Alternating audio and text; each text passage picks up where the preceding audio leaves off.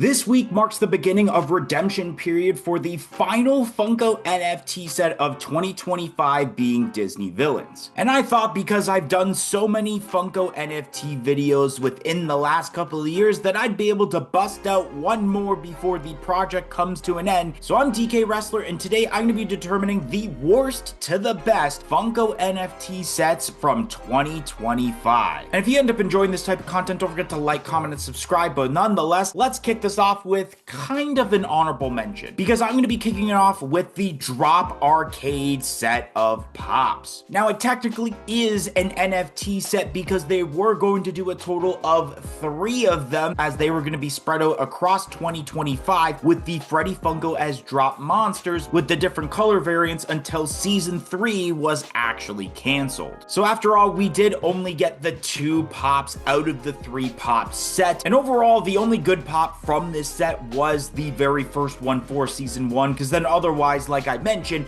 it's just color variants of that exact same Pop. But I guess starting with the actual worst set of 2025, April Fool's Series 3, which is very heartbreaking for me to actually put this at the bottom, considering that last year's set was literally in the top 3 for this list. And overall, when it comes to the redeemables, I do think that they are okay. The Doodle Freddy, that's alright. The Damage Box is probably my favorite Pop of this set. The Fun Day Sandwich is something that they capitalized on this way too late. Had they done this last year like everyone wanted, there definitely would have been more hype. Plus, with that specific Pop, it went super low on the secondary market. I could recall it being the same price as a lot of Ultra Vigors. So it's unfortunate, but at the same time, the redeemables overall and the performance of the secondary market were not good with this set. The Freddy's Dark Valentine Series 1. Now, I think this set goes with the April Fools in the sense that it's based off of a holiday per se, to why I don't think a lot of people would have been interested in this. Don't get me wrong, the redeemables are cool with the Dark Heart Franny, the Dark Heart Proto, which is my favorite of the set,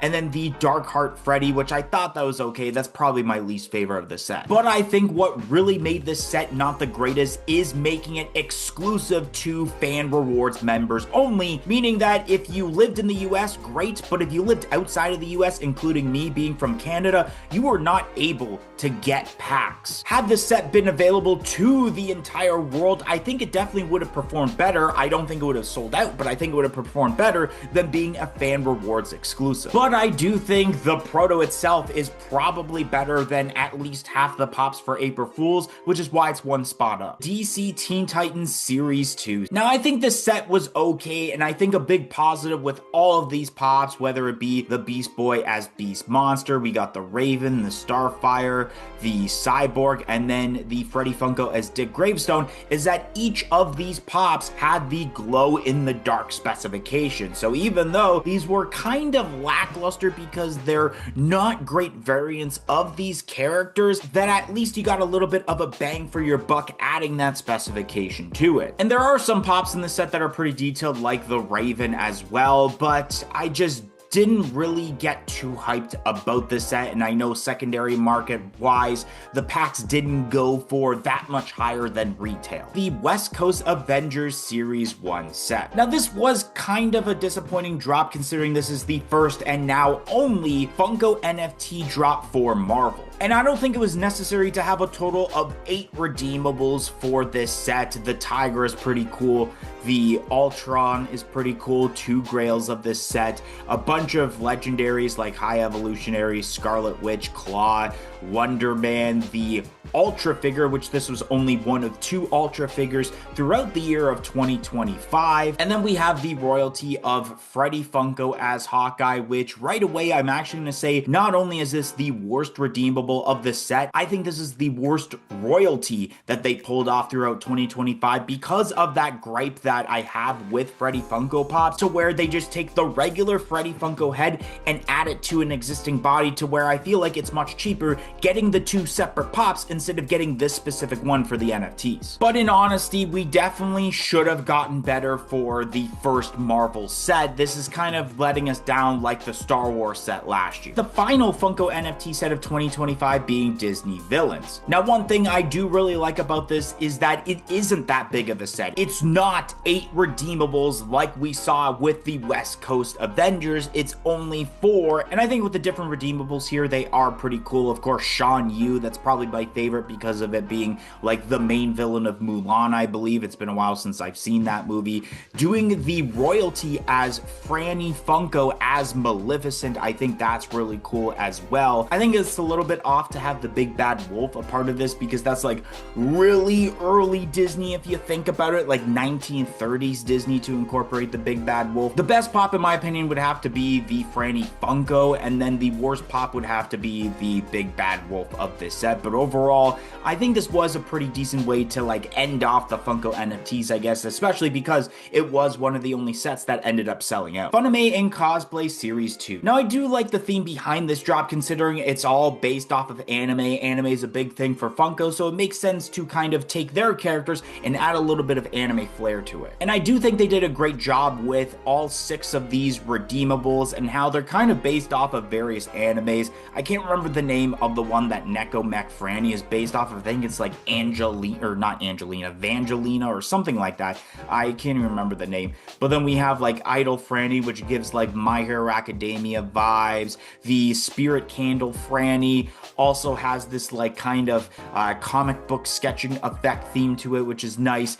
The Yokai Crown Freddy is a really awesome redeemable. This is definitely my favorite of the set. Once again, giving me vibes of, let's say, a My Hero Academia. The Ronin Freddy is definitely something based off of Demon Slayer, and then giving a little bit of a callback to the previous series with the Ultimate Freddy and Proto Mech, where there was the Ultimate Freddy redeemable from last year, and then they kind of updated it with a Proto Mech. Overall, I was very excited when this set came out, and I do think the redeemables were cool, and this so happened to have actually been the final Funko NFT set that I ended up participating in, the Thundercats Series 1 set. Now, this set did only have 5 redeemables, but I think overall the redeemables they chose were really awesome. Of course, the Ghost Jaga being glow in the dark. We have a flocked Robert Bill. And then with characters that pretty much don't have pops previously, I believe for Thundercats was really cool to do. Slythe is really nice.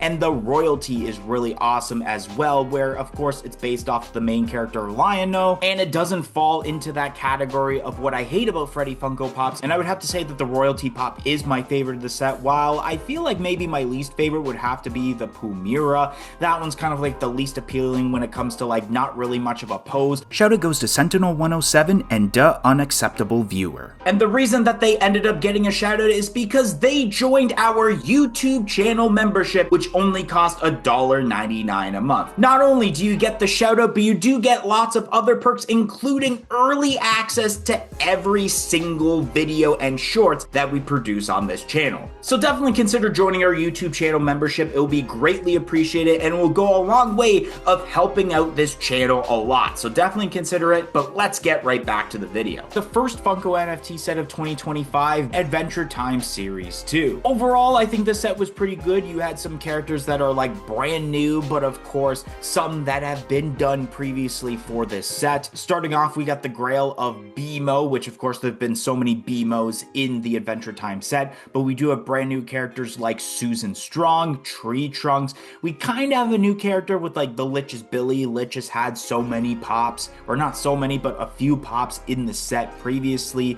And then we have the royalty, which I think was very unique to pull off a Pop and Buddy, where you have both Freddy Funko and Proto the Dog as the two main characters of Finn the Human and Jake the Dog. I think that was well done and perfectly executed. I think it definitely was a much better royalty this time around than the royalty we had from the previous Adventure Time set. Up next is the Avatar Legends Series 2 set. Now, I wouldn't be surprised that if you enjoyed the Funko NFTs that you might have voted this as the best set. And overall, I do think the redeemables here are pretty cool. The Avatar Roku with Dragon, I feel like was the most expensive grail when it came to the Funko NFTs overall this year, and I don't blame it. I mean, glow-in-the-dark specification, it gives off the feel of a Pop Plus, but there are some pops that I feel like were met in this set, which is why it's only at, like, I guess you can say the number 3 spot of this list, with the Aang with armor, the Spirit Korra, and then the Sokka with wolf mask. I think they could have come up with something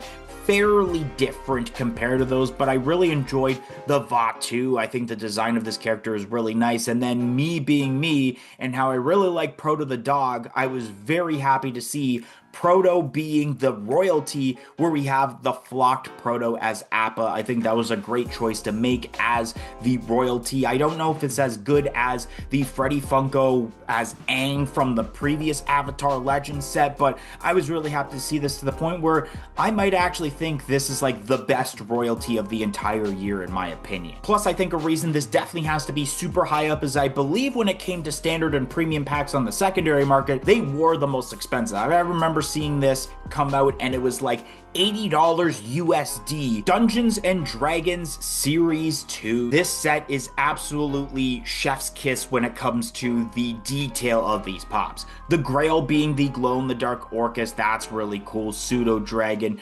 The Jublex, I don't know if I'm pronouncing that right. The first ever pop of Mimic, if you think about it, because the only way they did Mimic previously was the Funko Pop box Mimic and not the actual character or the monster. They pulled it off exactly how it should be. The royalty, though, the Freddy Funko as Strongheart, is probably the only gripe I have about this, because I think had they done what everyone requested, including myself, being Freddy Funko inside of a gelatinous cube, this may have been the best set of 2025. However, with the last set we're talking about, if you know me, it's kind of obvious to put that as the best set. And that leaves the final set being Toy Story Series 1. Anyways, let me know your worst to best down below. That's going to be the end of today's video. See you later, guys.